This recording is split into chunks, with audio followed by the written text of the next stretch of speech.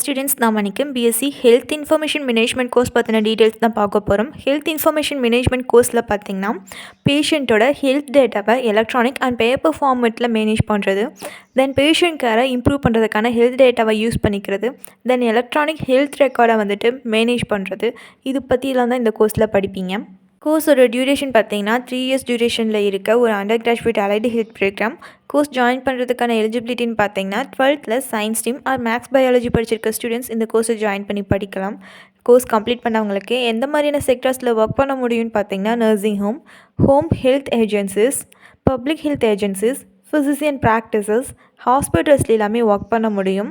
இவங்களுக்கான ஜாப் ஆப்பர்ச்சுனிட்டிஸ்னு பார்த்தீங்கன்னா data quality manager, medical informatician, researcher, public health information manager மாதிரியான பொசிஷன்ஸில் ஒர்க் பண்ண முடியும்.